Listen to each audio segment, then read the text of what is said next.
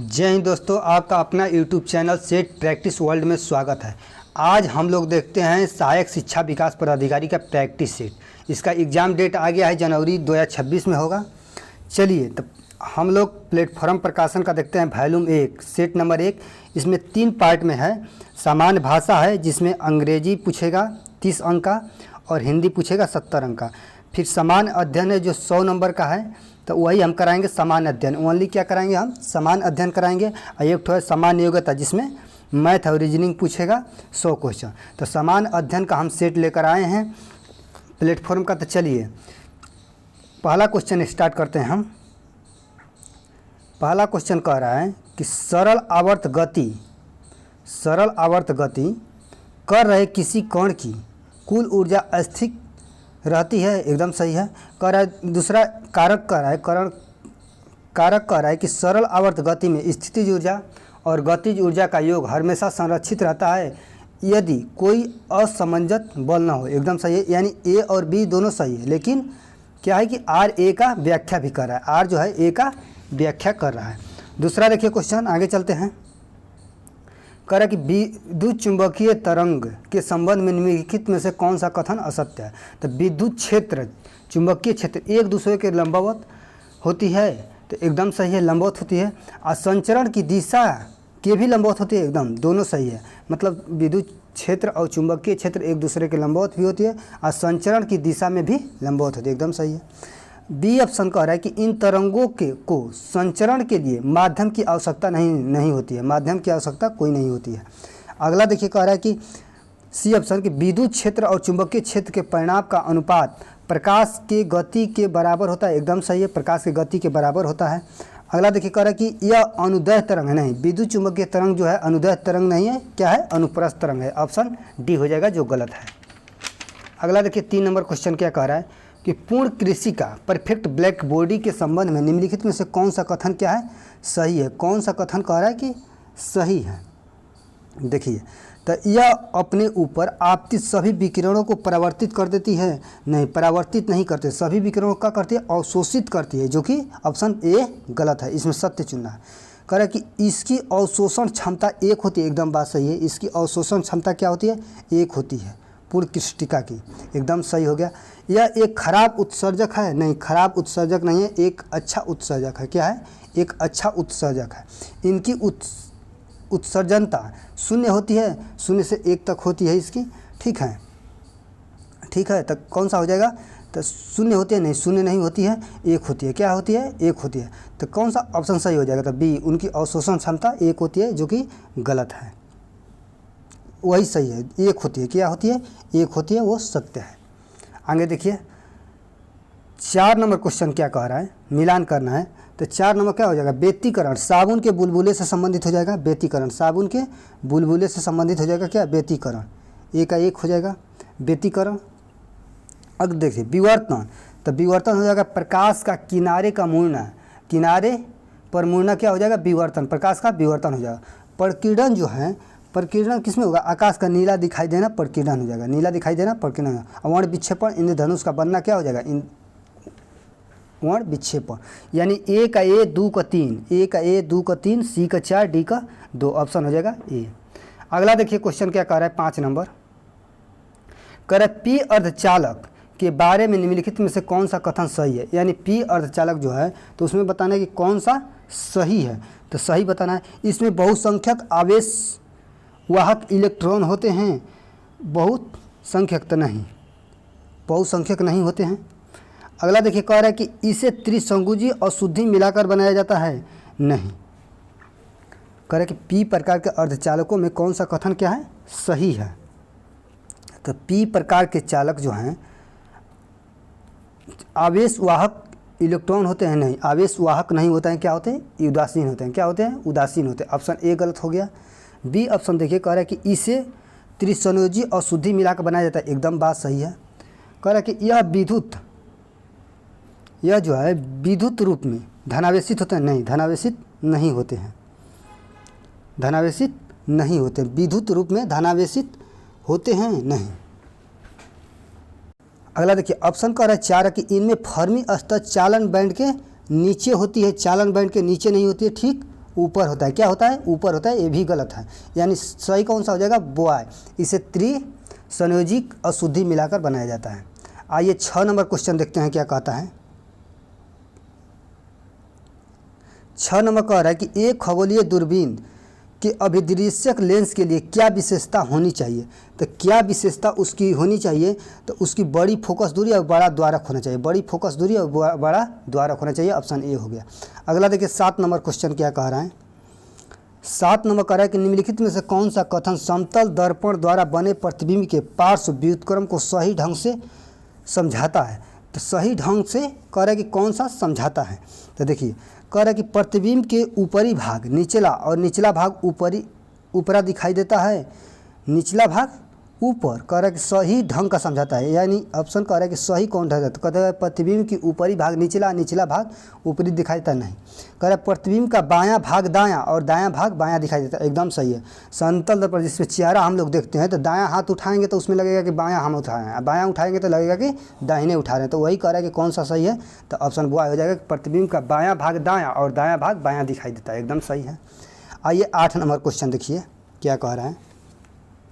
कह रहा है कि नाभिकीय बलों के संबंध में कौन सा कथन क्या है? गलत है। गलत कथन को चुनना है। तो देखिए कह रहा है कि यह बल प्रबल आकर्षक होता है। नहीं, प्रबल आकर्षक नहीं होता है। ठीक है, प्रबल आकर्षक नहीं होता है। प्रबल आकर्षक होता है। एकदम सही है। मतलब गलत कथन चुनना है, प्रबल आकर्षक होता है। कह रहा है कि फिर कि ये बल बहुत छोटी परास के होते हैं। एकदम सही है। वे बल आवेश पर निर्भर नहीं करते। एकदम बात सही है। नाभिकीय बल जो है आवेश पर निर्भर नहीं करते हैं। अगला देखिए कह रहा है कि कह रहा है कि वे बल व्युत्क्रम बल नियम का पालन करता है। नहीं, नाभिकीय बल नहीं करता है। गुरुत्वाकर्षण बल और स्थिर वैद्युत बल करता है। क्या? व्युत्क्रम बल का पालन करता है। तो ऑप्शन कौन सा हो जाएगा? डॉग। गलत है। अगला देखिए 9 नंबर क्वेश्चन कह रहा है कि एस्पिरिन और पैरासीटामोल गैर नारकोटिक एनाल्जेसिक वर्ग से संबंधित है। एकदम बात सही है। कह रहा है मॉर्फिन और हीरोइन नारकोटिक एनाल्जेसिस से संबंधित है। दोनों सही है। लेकिन आर जो है ए का व्याख्या नहीं करता। आर जो है ए का व्याख्या नहीं कर रहा है। 10 नंबर क्वेश्चन देखिए कह रहा है कि कोलाइड विलयन के संबंध में निम्नलिखित में से कौन सा कथन असत्य है। कोलाइड विलयन के संबंध में कौन सा कथन असत्य है। तो असत्य कथन को चुनना है। तो देखिए सत्य पहले देखेंगे कौन कौन है। ये टिंडल प्रभाव कार्य करता है। एकदम सही है। ये ब्राउनी गति एकदम सही है। ये एक समांगी मिश्रण है। नहीं, समांगी मिश्रण नहीं, ये एक क्या है? विषमांगी मिश्रण है। क्या है? विषमांगी मिश्रण है, जो कि गलत है। अगला देखिए मिलान करना है 11 नंबर देखिए क्या कह रहा है। टेफ्लॉन किससे हो जाएगा? टेट्राफ्लोरोएथीन से। टेट्राफ्लोरोएथीन से हो जाएगा। नायलॉन 6 हो जाएगा किससे? कैप्रोलेक्टर से। प्राकृतिक रबड़ किससे हो जाएगा? आइसोप्रीन से। प्राकृतिक रबड़ आइसोप्रीन से। नियोप्रीन हो जाएगा क्लोरोप्रीन से। यानी बी का 1 2 3 हो, बी का हो जाएगा 1, सी का 2, डी का 3, ए का हो जाएगा 4। देखते हैं ऑप्शन 1 4 1 2 3, यानी ऑप्शन कौन सा हो जाएगा? ए हो जाएगा। ऑप्शन ए हो जाएगा। अगला देखिए क्वेश्चन 12 नंबर कह रहा है कि सभी लवण उदासीन होते हैं। कथन है कि सभी लवण क्या है? उदासीन होते हैं। इस कथन के संबंध में क्या सत्य है? मतलब सत्य क्या है लवण? देखिए तो कह रहा है कि यह कथन पूर्णतः सत्य है। तो नहीं, पूर्णतः सत्य नहीं है। ठीक है, पूर्णतः सत्य नहीं, ये गलत हो गया। कह रहा है यह कथन जो है, यह कथन असत्य है क्योंकि प्रबल अम्ल और दुर्बल क्षार से बने लवण अम्लीय होते हैं। एकदम बात सही है। प्रबल अम्ल और प्रबल दुर्बल क्षार से बने लवण अम्लीय होते हैं। सही बात है। अगला देखिए कह रहा है कि यह कथन असत्य है क्योंकि दुर्बल अम्ल, ठीक है, और प्रबल क्षार से बने लवण क्षारीय होते हैं। एकदम बात सही है। अम्लीय और क्षारीय दोनों होते हैं लवण जो होते हैं। तो कौन सा ऑप्शन हो जाएगा? डॉग हो जाए। बी और सी दोनों। अगला देखिए कह रहा है कि 13 नंबर क्वेश्चन देखिए क्या कह रहा है कि किसी वस्तु का द्रव्यमान उसके भार के बराबर होता है। कब्बो नहीं, कभी भी नहीं होगा। द्रव्यमान जो है उसके भार के बराबर कभी नहीं होगा। पदार्थ के कुल मात्रा जो है उसी को क्या कहते हैं? द्रव्यमान कहते हैं। लेकिन जो भार है तो गुरुत्वाकर्षण बल जितना, मतलब पृथ्वी जो है जितना बल से वो खींचती है उस वो क्या हो जाता है, भार हो जाता है। ठीक है, तो कह रहा है कि एक समान है तो नहीं, वो गलत है। और सही कथन कह रहा है कि किसी वस्तु का द्रव्यमान उसके भार के समान नहीं होता है, एकदम सही है, भार के समान नहीं होता है, सही है।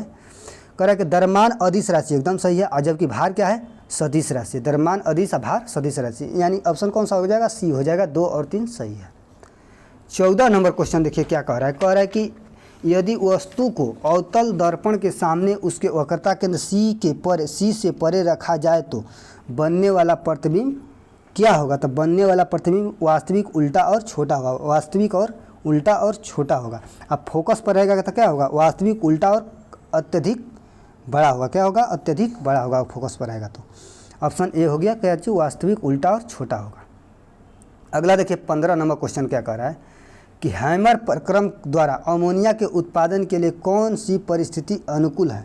तो कौन सा परिस्थिति अनुकूल है, तो हैमर प्रक्रम द्वारा कौन सी, तो निम्न टेम्परेचर होना चाहिए, उच्च प्रेशर होना चाहिए। कह रहे हैमर प्रक्रम द्वारा अमोनिया उत्पादन के लिए कौन सा परिस्थिति के अनुकूल है, यानी कि उसके अनुकूल अमोनिया जो है उत्पादन के लिए कौन सा उसके अनुकूल है। तो उच्च क्या होगा, उच्च प्रेशर होगा और निम्न टेम्परेचर होगा। तो ऑप्शन सी हो जाएगा।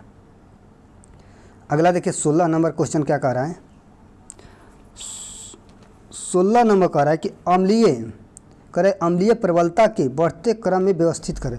तो बढ़ते क्रम में कौन हो जाएगा, HF, HCl, फिर H ब्रोमीन हो जाएगा, फिर हीलियम हो जाएगा। तो कौन सा हो जाएगा, ऑप्शन नंबर ए। आगे देखिए 17 नंबर क्वेश्चन क्या कह रहा है कि वह कौन सी अंतःस्रावी ग्रंथि है जो युवा अवस्था तक सक्रिय रहती है, यानी युवा अवस्था तक सक्रिय रहेगा फिर धीरे धीरे अपहृत हो जाती है। तो कौन सी ग्रंथि है, तो कौन सा ग्रंथि है, तो थाइमस ग्रंथि। थाइमस ग्रंथि है जो युवावस्था तक संक्रिय रहते हैं, मतलब छोटे बच्चों से लेकर युवावस्था तक 14-15 साल होता है तो उस समय तक सक्रिय रहते हैं, फिर धीरे धीरे क्या होता है, उसका जेनरेटेड घटता रहता है। ठीक है, आगे चलिए 18 नंबर क्वेश्चन देखिए क्या कह रहा है। कह रहा है कि समसूत्री विभाजन के संबंध में कौन सा कथन जो है गलत है। समसूत्री विभाजन के संबंध में कह रहा है कि कौन सा कथन जो है गलत है। तो देखिए इनके परिणाम स्वरूप दो संतति कोशिकाएं होती है, एकदम सही है। कह रहा है संतति कोशिकाओं के गुणसूत्रों की संख्या जनन कोशिकाओं के समान होती है, एकदम सही है। यह युग्मज के निर्माण में सहायक होती है, नहीं। कह रहा है कि यह जो है शुक्राणु और अंडाणु के निर्माण अर्धसूत्री विभाजन द्वारा होता है। किससे, अर्धसूत्री विभाजन द्वारा होता है, जो कि ऑप्शन ए गलत। क्या है, युग्मज द्वारा निर्माण होता है, नहीं, अर्धसूत्री विभाजन द्वारा निर्माण होता है, जो कि ए गलत है। अगला देखिए 19 नंबर क्वेश्चन कह रहा है कि छोटी आंत में वसा का पाचन और अवशोषण एक जटिल प्रक्रिया, निम्नलिखित में से कौन सा चरण सबसे पहले होता है। कह रहा है कि छोटी आंत में वसा का पाचन और अवशोषण एक जटिल प्रक्रिया है। ठीक है, तो निम्नलिखित में से कौन सा चरण कह रहा है कि पहले होता है। तो पहले कौन सा चरण होता है, तो पहले होता है पीत लवणों द्वारा वसा का इमल्सीकरण होता है। छोटी आंत में वसा का पाचन के लिए पहले प्रक्रिया क्या होता है, तो पीत लवणों द्वारा वसा का इमल्सीकरण होता है। 20 नंबर क्वेश्चन देखिए कह रहा है क्या कह रहा है कि मेंडल के पृथक्करण के नियम के अनुसार, मेंडल के पृथक्करण के नियम के अनुसार क्या होता है कि युग्मज निर्माण के दौरान एक जीन के युग्म विकल्पिक एक दूसरे के पृथक हो जाते हैं। ऑप्शन नंबर सी हो जाएगा। ठीक है, ऑप्शन नंबर सी हो जाएगा। आइए 21 नंबर क्वेश्चन हम लोग देखते हैं।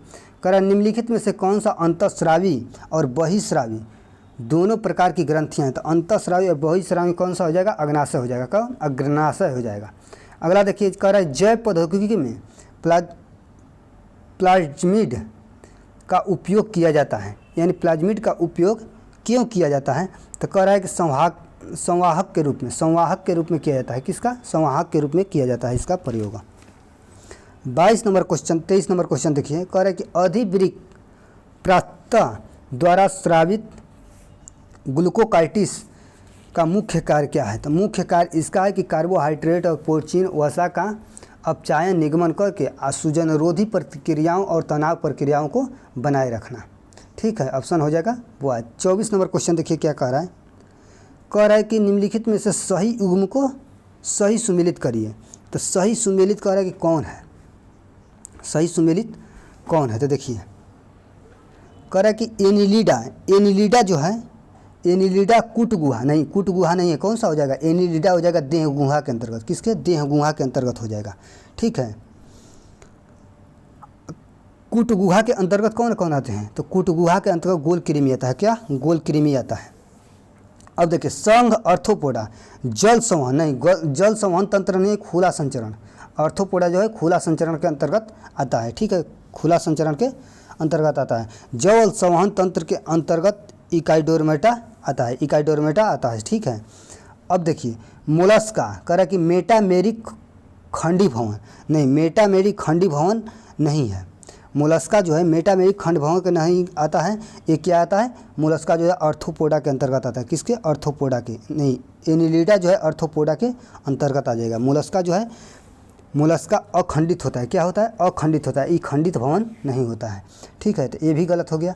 अब देखिए संघ इकाइडोरमेटा और ये असमितीय वयस्क होता है। ठीक है, ऑप्शन नंबर ड हो जाएगा कि इकाइडोरमेटा जो है और ये सममिति वयस्क होता है। 25 नंबर क्वेश्चन देखिए क्या कह रहा है, कह रहा है जैव विविधता हॉट स्पॉट के संबंध में निम्नलिखित में से कौन सा कथन जो है गलत कथन कौन सा है, तो गलत कथन को चुनना है हमको। तो कह रहा है कि यह एक ऐसा क्षेत्र जहाँ उच्च स्तर की प्रजाति समृद्ध होती है, एकदम सही है। कह रहा है यह ऐसा क्षेत्र है जहाँ उच्च स्तर की स्थानिकता होती है, एकदम सही है। भारत में 4 हॉट स्पॉट हैं, एकदम सही है, 4 गो हैं। हॉट स्पॉट केवल उष्णकटिबंधीय क्षेत्र में पाए जाते हैं, नहीं, ये बात गलत है कि उष्णकटिबंधीय क्षेत्र में पाए जाएंगे, ये जो बात है एकदम गलत है। तो 4 भारत में है, कौन कौन 4 है, तो हिमालय है, पश्चिमी घाट है, हिमालय पश्चिमी घाट है, और श्रीलंकाई क्षेत्र है, इंडो बर्मा क्षेत्र है, जो भारत के 4 हॉट स्पॉट क्षेत्र हैं। आगे देखिए मिलान करना है, तो कह रहा है कि सल्फर डाइऑक्साइड किससे हो जाएगा। 26 नंबर क्वेश्चन कह रहा है कि सल्फर डाइऑक्साइड, क्लोरोफ्लोरोकार्बन, नाइट्रेट और तो सल्फर डाइऑक्साइड हो जाएगा अम्ल वर्षा, कौन, सल्फर डाइऑक्साइड किससे हो जाएगा, अम्ल वर्षा से हो जाएगा। और क्लोरोफ्लोरोकार्बन ओजोन परत के क्षरण से संबंधित है, क्लोरोफ्लोरोकार्बन। नाइट्रेट और फास्फेट किससे संबंधित है, तो सुपोषण से, किससे, सुपोषण से संबंधित है। अब पारा मिनीमाता, तो 1 2 बी का 4, 1 2 बी का 4, ऑप्शन कौन सा हो जाएगा, सी का 1, यानी ऑप्शन बॉय हो जाएगा, क्या हो जाएगा, ऑप्शन बॉय हो जाएगा। अगला देखिए 27 नंबर क्वेश्चन कह रहा है मॉन्ट्रियल प्रोटोकॉल किससे संबंधित है, ओजोन परत के क्षरण से संबंधित है, ओजोन क्षरणकारी पदार्थों को तरलबद्ध तरीकों से हटाना। ठीक है, ग्रीन मॉन्ट्रियल प्रोटोकॉल संबंधित है, ठीक है, किससे, जो ओजोन क्षरणकारी पदार्थों को चरणबद्ध तरीकों से हटाना। अब मॉन्ट्रियल प्रोटोकॉल कब हुआ था, तो 1987 में मॉन्ट्रियल प्रोटोकॉल हुआ था। ओजोन परत के क्षयकारी के रूप में किसका पर हेलोजन्स, मिथाइल्स है, CFC है। अगला देखिए 28 नंबर क्वेश्चन क्या कह रहा है कि हृदय चक्र के दौरान डप ध्वनि कब उत्पन्न होती है, यानी डप ध्वनि जो है कब उत्पन्न होती है, तो डप ध्वनि जो है कब उत्पन्न होती है, तो हृदय चक्र जो है अर्धचंद्रवाल्व के बल्ब बंद होने के नीले अशिथिलन के प्रारंभ में क्या होता है, डप ध्वनि का उत्पन्न होता है। तो ऑप्शन कौन सा हो जाएगा, बॉय हो जाएगा। अगला देखिए 29 नंबर कह रहा है कि खाद्य परिरक्षण के रूप में प्रयुक्त सार्विक अम्ल और उसके लक्षण मुख्य रूप से किसके विरुद्ध प्रभावी होते हैं, तो किसके विरुद्ध होते हैं, तो जीवाणु और कवक दोनों के रूप में होते हैं, जीवाणु और कवक दोनों के रूप में होते हैं। सार्विक अम्ल और उसके लक्षण जो है जीवाणु और कवक दोनों के रूप में होते हैं। आइए 30 नंबर क्वेश्चन देखिए क्या कह रहा है, कह रहा है कि निम्नलिखित में से कौन सा ऑपरेटिंग सिस्टम का एक घटक है, तो ऑपरेटिंग सिस्टम का फाइल मैनेजमेंट हो जाएगा, मेमोरी मैनेजमेंट हो जाएगा, प्रोसेस मैनेजमेंट हो जाएगा, यानी सभी हो जाएगा। ऑप्शन क्या हो जाएगा, डॉग हो जाएगा। अगला देखिए 31 नंबर क्वेश्चन करेंट चल रहा है इस समय, कह रहा है कि 27 अगस्त 2025 को विश्व के सबसे बड़े किस रॉकेट को सफलतापूर्वक लॉन्च किया गया, जिसे नासा 2027 के चांद मिशन के लिए चुना है, तो कौन सा है, तो स्टारशिप है, जिसकी ऊंचाई कितनी है, 403 फीट है, ऊंचाई जो है 403 फीट है, जो विश्व के सबसे ऊंचा रॉकेट है, कौन, स्टारफिश, ठीक है, जो 5000 टन का है, 5000 टन का है। अगला देखिए 32 नंबर क्वेश्चन कह रहा है कि नवीनतम पुस्तक in of the coalition politics and ages of the Indian democracy के लेखक कौन है? तो कौन हो जाएगा? प्रकाश झा। कौन है? प्रकाश झा है। कौन है? प्रकाश झा, नहीं सॉरी, प्रकाश झा नहीं, मनोज कुमार झा है। कौन? मनोज कुमार झा है। मनोज कुमार झा। देखिए 33 नंबर क्वेश्चन देखिए क्या कह रहा है। कह रहा है कि 3 सितंबर 2025 को केंद्रीय वित्त मंत्री निर्मला सीतारमण की अध्यक्षता में जीएसटी परिषद की कौन सी बैठक बुलाई गई थी? तो जीएसटी परिषद की कौन सी बैठक बुलाई गई थी? 56वीं बैठक बुलाई गई थी। अगला देखिए, कह रहा है कि बिहार सरकार ने दिव्यांगजनों को आर्थिक रूप से आत्मनिर्भर बनाने के लिए किस योजना की मंजूरी दी गई? तो मुख्यमंत्री दिव्यांगजन उद्यमी योजना दिया गया है। अगला देखिए, कह रहा है हाल ही में एसोसिएशन फॉर डेमोक्रेसी रिफॉर्म्स द्वारा जारी रिपोर्ट के अनुसार देश के सबसे अमीर मुख्यमंत्री कौन बने हैं? तो चंद्रबाबू नायडू सबसे मुख्यमंत्री। उसके बाद है पेमा खांडू। कौन? पेमा खांडू है। उसके बाद है सीतारमैया नेतरियो और उसके बाद मोहन यादव। जो इस समय कहाँ के मुख्यमंत्री हैं? मोहन यादव, तो मध्य प्रदेश के हैं। ठीक है। और सबसे गरीब कहेगा कि सबसे गरीब मुख्यमंत्री कौन है? तो ममता बनर्जी। ममता बनर्जी है। और दूसरा स्थान पर सबसे गरीब कौन है? तो उमर अब्दुल्ला, जम्मू कश्मीर के जो मुख्यमंत्री हैं। आगे देखिए 36 नंबर क्वेश्चन कर रहा है कि भारत में अमेरिका का राजदूत किसे नियुक्त किया गया है? तो सर्जिया गौर को। सर्जिया गौर को नियुक्त किया गया है। क्या चीज़? अमेरिका का राजदूत नियुक्त किया गया है सर्जिया गौर को। कह रहा है कि किसका? IMF के कार्यकारी निदेशक CEO किसे नियुक्त किया गया है? तो उर्जित पटेल को। किसको? उर्जित पटेल को किया गया है। 38 नंबर क्वेश्चन देखिए, कह रहा है कि 68वें राष्ट्रमंडल संसदीय सम्मेलन में भारतीय प्रतिनिधि मंडल का नेतृत्व ब्रिज क्राउन में कौन करेगा? तो कौन करेगा? तो इसका कौन कर रहे हैं? तो इसका कर रहे हैं कौन? ओम बिरला। ओम बिरला कर रहे हैं। ठीक है। अगला देखिए क्वेश्चन कह रहा है 39 नंबर के 2 दिवसीय अखिल भारतीय स्पीकर सम्मेलन 2025 का आयोजन किसके नेतृत्व में किया गया था? विजेंद्र गुप्ता। विजेंद्र गुप्ता के नेतृत्व में किया गया। किसके नेतृत्व में? विजेंद्र गुप्ता के रूप में। 40 नंबर क्वेश्चन कह रहा है कि जम्मू कश्मीर में उधमपुर रेलवे स्टेशन का नाम बदलकर क्या कर दिया गया है? तो कर दिया गया तुषार महाजन रेलवे स्टेशन। तुषार महाजन रेलवे स्टेशन नाम कर दिया गया है। ठीक है। अगला देखिए 41 नंबर क्वेश्चन कह रहा है कि अगस्त 2025 में प्रवासी श्रमिकों के लिए किस राज्य ने श्रम श्री योजना शुरू किया है? तो श्रम श्री योजना कौन सा सरकार किया है? तो पश्चिम बंगाल। कौन सा सरकार? पश्चिम बंगाल ने किया है। अगला देखिए कह रहा है कि भारत ने 2025 में पेट्रोल में कितना प्रतिशत एथेनॉल मिश्रण करने का लक्ष्य रखा है? तो 20%। कितना? 20% लक्ष्य रखा है। अगला देखिए 43 नंबर क्वेश्चन क्या कह रहा है कि मिस यूनिवर्स इंडिया 2025 का खिताब मनिका विश्वकर्मा ने जीती। इनका संबंध किस राज्य से है? तो इनका संबंध किस राज्य से है? तो राजस्थान से है। कहाँ से? राजस्थान से। राजस्थान के गंगा नहर से है। गंगा नहर जिला है, गंगा नहर उस क्षेत्र का नाम है, वहीं से इनका संबंध है। अगला देखिए 44 नंबर क्वेश्चन क्या कह रहा है? कह रहा है कि इंडिया गठबंधन ने उपराष्ट्रपति चुनाव 2025 के लिए किसे अपना उपराष्ट्रपति का प्रत्याशी घोषित किए हैं? तो किसे अपना प्रत्याशी घोषित किया है? कौन? इंडिया गठबंधन। तो इंडिया गठबंधन किया है कि सुदर्शन रेड्डी को। किसको? सुदर्शन रेड्डी को किया है। सुदर्शन रेड्डी को किया है।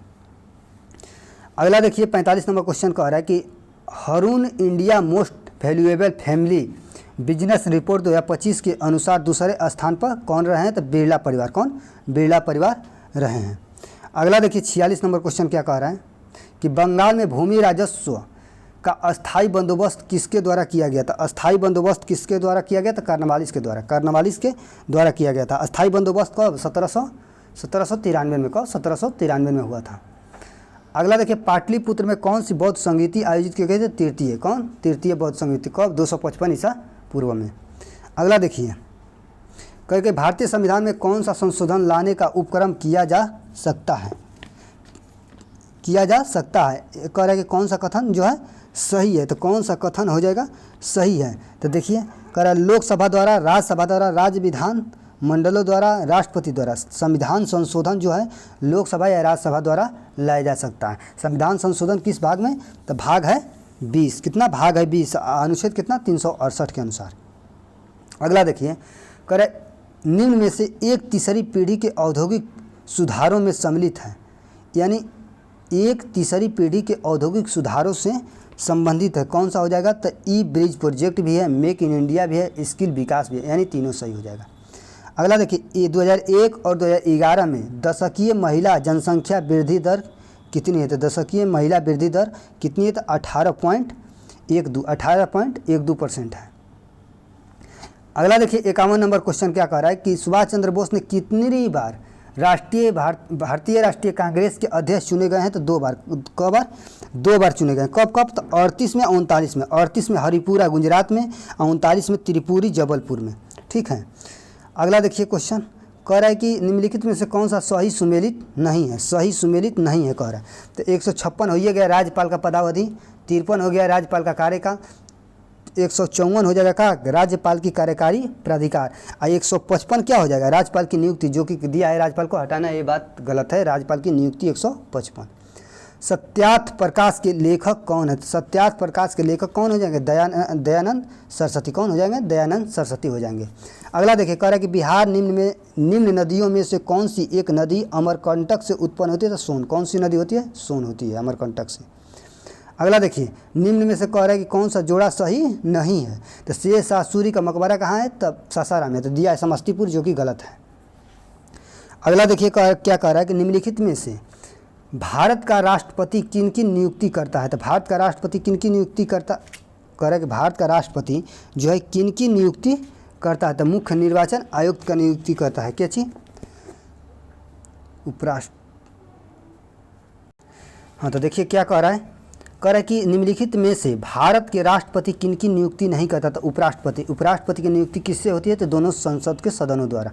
आगे चलिए, 57 नंबर क्वेश्चन कह रहा है कि सिंधु घाटी सभ्यता निम्न में से किस स्थल को सबसे पहले खोजा गया था? तो सिंधु सभ्यता के किस स्थल को खोजा गया था सबसे पहले? तो हड़प्पा को। किसको? हड़प्पा को खोजा गया था। अब भारत की पहली शहरी सभ्यता थी कौन? हड़प्पा। आगे देखिए क्वेश्चन कह रहा है ईस्वी सन 1809 में फारसी में गिफ्ट टू मोनोथिज्म किसने लिखी है? तो गिफ्ट टू मोनोथोज किसने लिखी है? तो कौन लिखे हैं? राम मनोहर राय ने लिखे हैं। कौन? राजा राम मोहन राय है इसका नाम। राजा राम मोहन राय, ठीक है पूरा नाम राजा राम मोहन राय। अगला देखिए कह रहा है कुतुबुद्दीन ऐबक का उत्तराधिकारी कौन था? तो कुतुबुद्दीन ऐबक का उत्तराधिकारी कौन हुआ? तो आराम शाह। कौन सा हुआ? आराम शाह हुआ। अगला देखिए कह रहा है कि इनमें से किसे खान ए खाना की उपाधि से सम्मानित किया गया था? तो खान ए खाना की उपाधि से किससे सम्मानित किया गया था? तो बैरम खां को। किसको? बैरम खां को किया गया था। और किसने किया था? तो अकबर ने किया था। अकबर ने किया था। खान ए खाना की उपाधि दिया था किसने? अकबर ने दिया था बैरम खां को।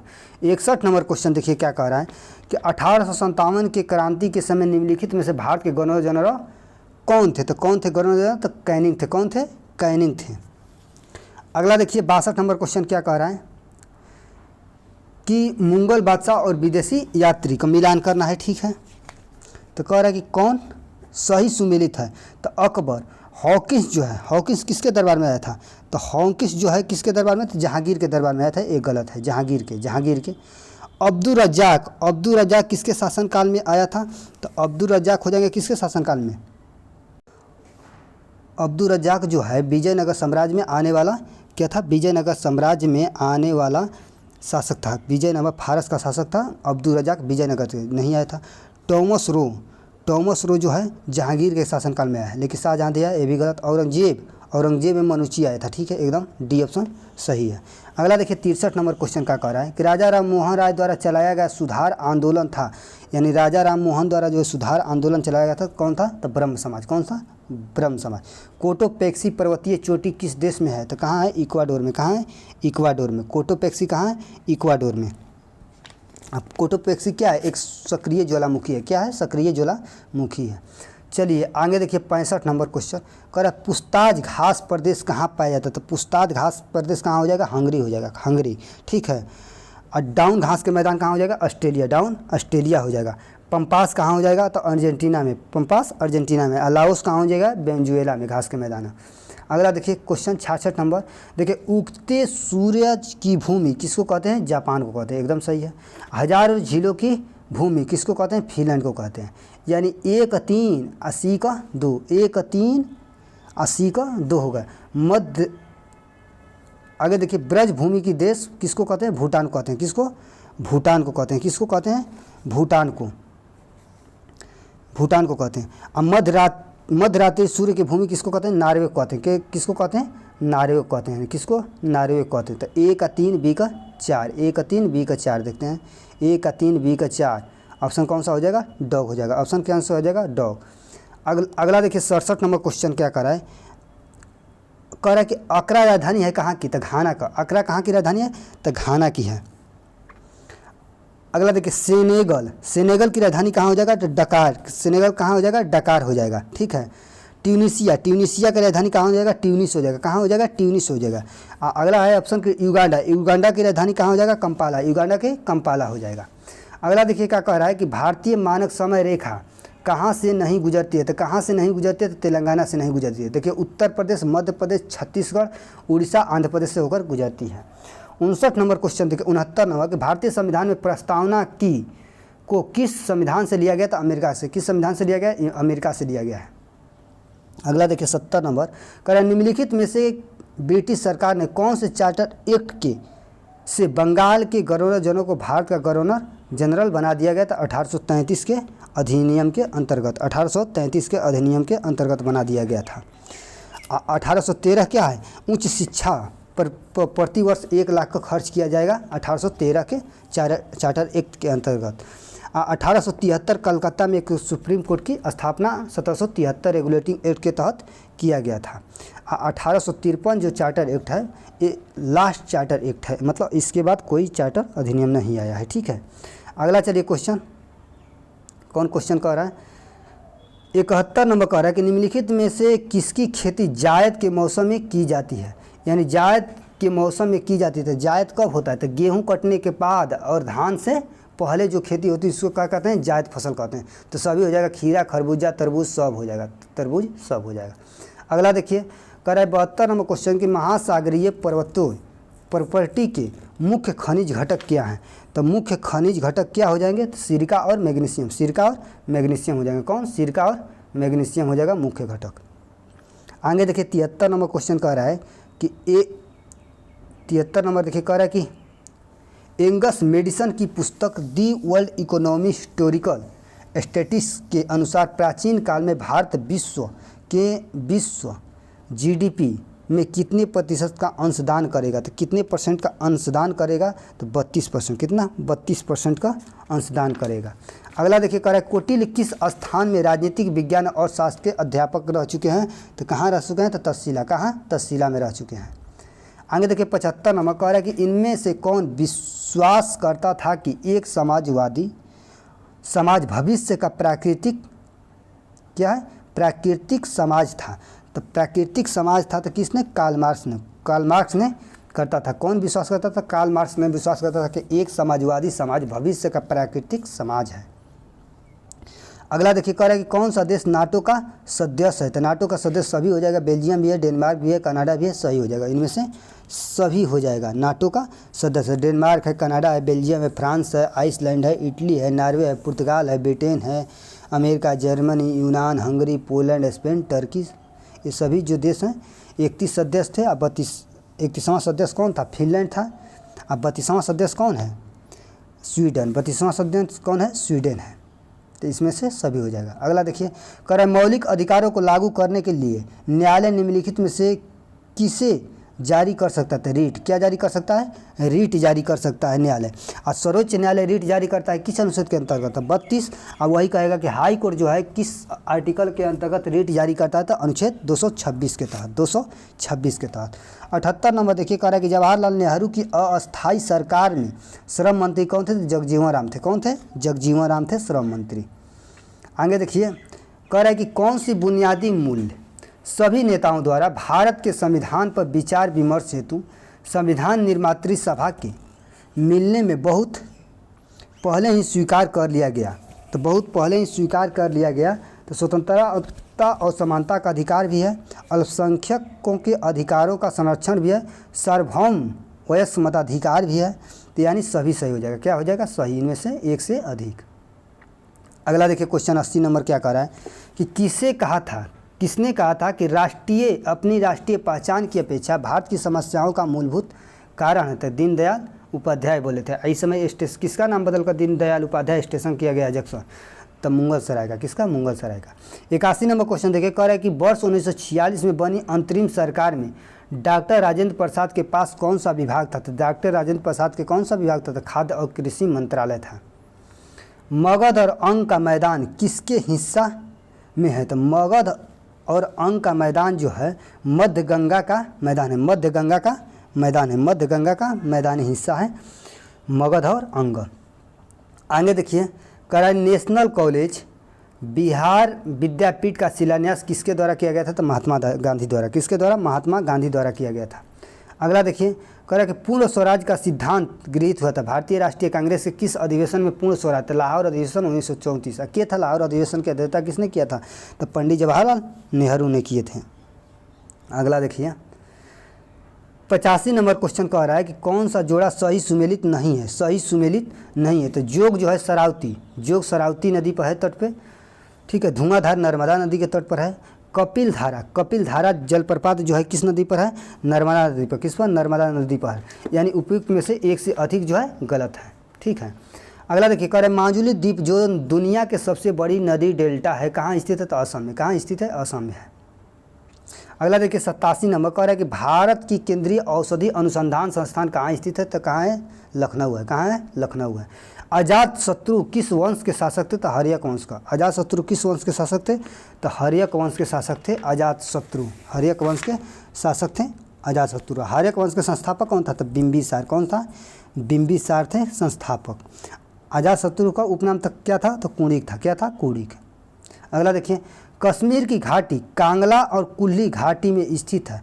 तो कांगला और कुल्ली घाटी में कौन सा स्थित है? तो मध्य हिमालय और लघु हिमालय। मध्य हिमालय और लघु हिमालय स्थित है। मध्य हिमालय और लघु हिमालय।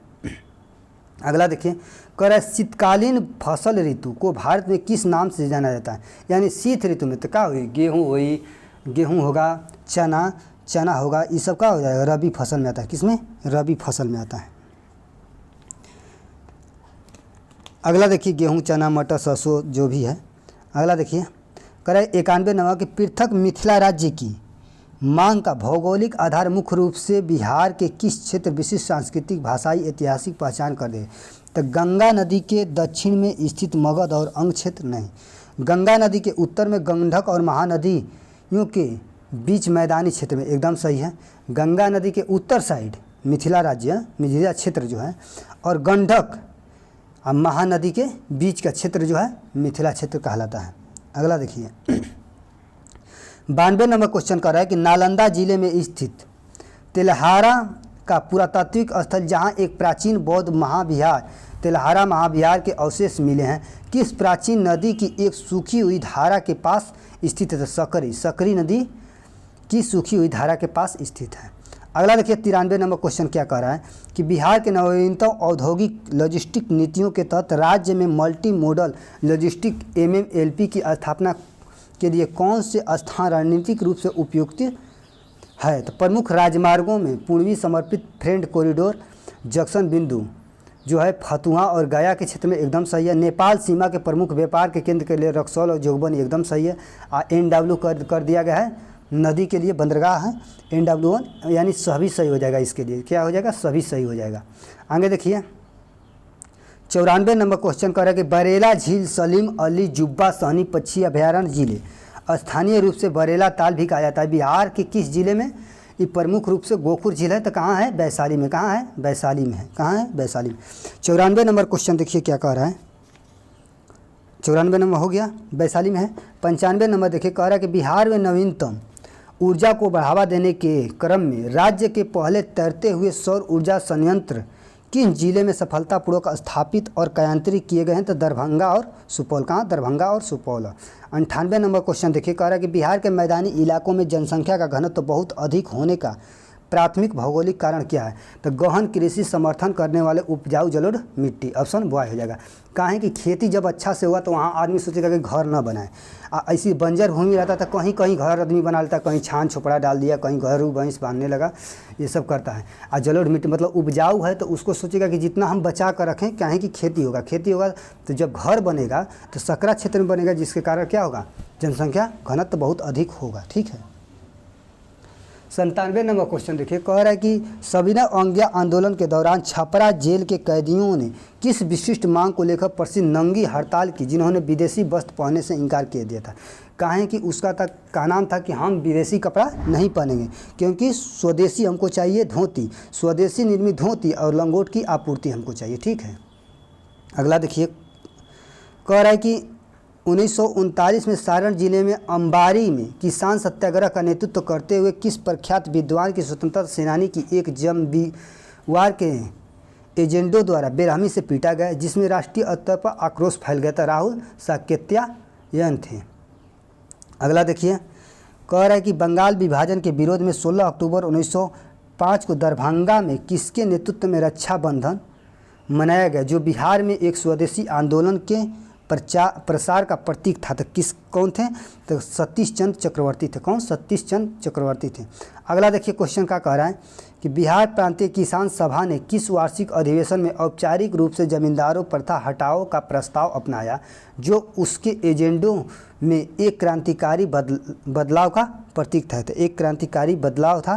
तो कहाँ? 1935 हाजीपुर में, 1935 हाजीपुर में। जय हिंद दोस्तों। AEDO का सेट जो है, सेट नंबर 1 जो है समाप्त हुआ। कल हम लोग लेकर आएंगे सेट नंबर 2। सहायक शिक्षा पदाधिकारी का एग्ज़ाम डेट दे दिया है, एकदम अच्छा से इसको अध्ययन करें, डेली इस सेट को ध्यान दें। इसका आंसर था क्या? सतीश चंद्र चक्रवर्ती था। तो ठीक है, जय हिंद दोस्तों, समाप्त हुआ। जय हिंद।